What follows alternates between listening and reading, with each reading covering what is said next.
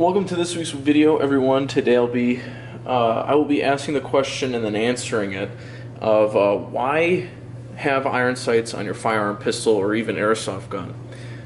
Maybe a better question would be, why should you have a persistent optic as a backup at a minimum? You could say that the necessity of persistent sights depends on the purpose of your firearm. Sure, if you're shooting competitions or hunting, you may only want to have one reliable optic so that you're not increasing the weight of your tool, but for most people who have firearms for self-defense and protection, you may want to ensure that you could consistently rely on your firearm. I bring up airsoft because I believe that the same principle holds. For example, if in airsoft, if you choose to run an electronic or fragile optic, it's at the constant risk of being damaged, whether it's by projectile, drop, bashing, or weather-related, water, atmospheric, stuff like that.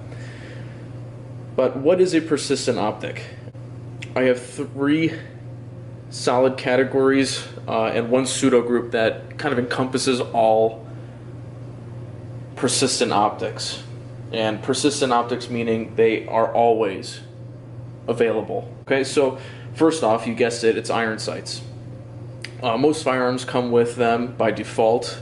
This MCX does not come with any optics by default, actually. It doesn't come with backup iron sights or even electronic reflex optics. So there you go. But usually, in almost every case, besides like the new high-end kind of firearms, for some reason, don't come with backup iron sights. But let's keep moving on, okay? These are the most basic set of persistent optics, okay? And almost everyone knows what they are. They consist of two aligning units, allowing you to estimate the possible point of impact of your projectile. Simple enough, but really hard to mess up, but also very difficult to shoot accurately with if you're not practiced. For example, I just mentioned the backup iron sights. You got your back, your rear sight, and then you also have your front sight right here. There you go.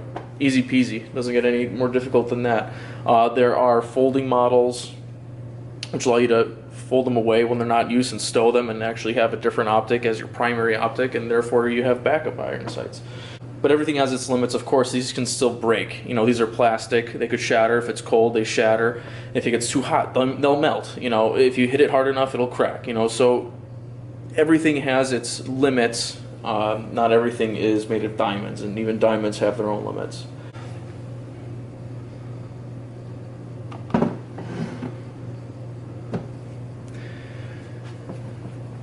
Alright, now we've moved on to the second category, and these include prism sights with etched reticles. So now you may say, couldn't you just run a gun using only a scope? Scope being layman for prism optic. Scopes come in all shapes, magnifications, and capabilities. I'll admit modern scopes are reliable, durable, and could fill the role of a reflex optic in a pinch, albeit you need to have it in the right role with the right magnification. Depending on which scope you get, you may be able to rely on it solely since it fills so many roles, but others are cheap and unreliable, so I would suggest or recommend that you run them with backup iron sights, just in case the glass shatters or the aluminum tube bends, so you don't want, then you won't even be able to really use it.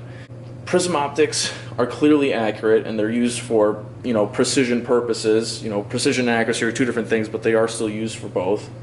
Some even run them with reflex optics. So here you can see I'm doing that right now. So I've got my Voodoo EOTech optic, and then I've got a Trijicon RMR up top, and we'll talk more about that later. Some people run them with side backup iron sights, just the canted 45-degree iron sights. Some people run it with a canted reflex sight. I just put mine on top, so it's just a backup and allows for being able to transition to a lower magnification a lot faster and easier than having to actually turn your variable optic. And some optics aren't even, variable. Like you get an ACOG, you're stuck at 4 power, 3.5 power, 1.5 power. Maybe you want something different, so you're not just stuck at 4 power. So you're able to do stuff up close.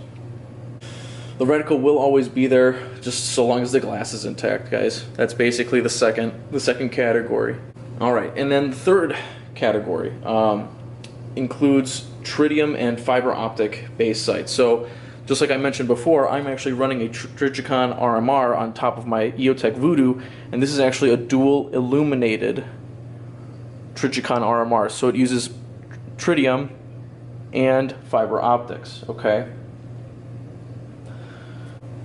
This group is kind of strange because it could technically consist of prism and reflex red dot optics. While reliable, the only thing you can't do in most cases with this optics, or this set of optics, is adjust the brightness.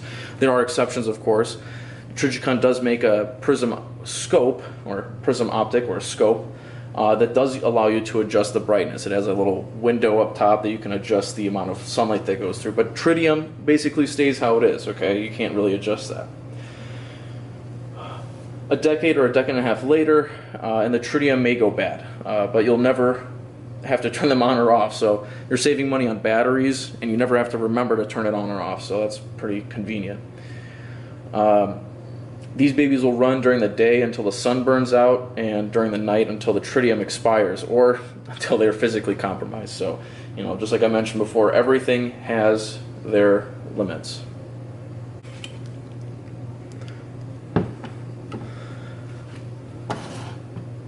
Okay, next up is the last category, which I have termed the pseudo group, or pseudo-persistent optics, which are made up of solar-powered electronic reflex sights.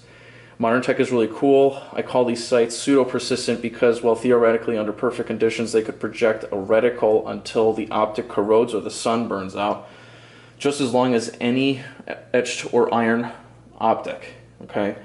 Yet the reticle does not exist solidly, okay? So etched reticle is on a piece of glass, right? Or you have a couple wires in the tube, and that is a different way. Those exist permanently, physically, right?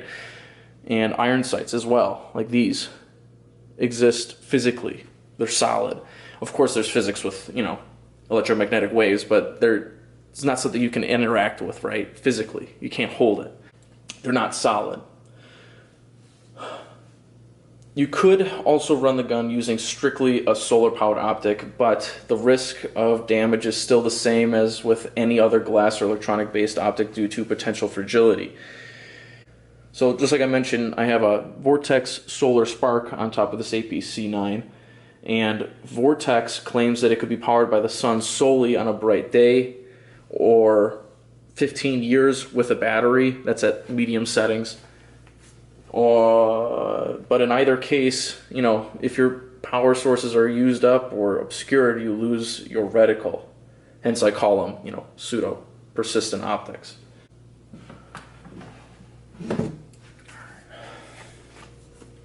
Yeah, I know now it's a mess, right?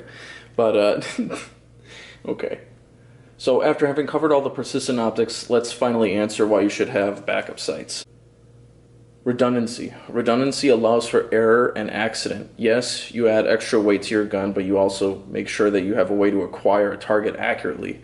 Otherwise, when your only optic fails, you become a liability at range. Modern optics that project reticles on reflective/refractive surfaces, mostly electronic reflex sights like Aimpoint's EOTechs and Vortexes, have come a really long way in terms of reliability, accuracy, and durability, but in my opinion, they will never replace persistent optics, at least not those concerned with redundancy, not for those concerned with redundancy. Ultimately, you should make your own decision, your own choices. I have opted to have backup sights on all of my guns, even airsoft. I run pistols solely with iron sights, though, due to familiarity and them being completely persistent. You may decide that you trust your optic enough to run it alone, be it persistent or not. Maybe you don't care because your weapon is purpose-built and only needs the optic you put on it. That's it, guys. Thank you very much for watching, and I'll see you guys in the next one.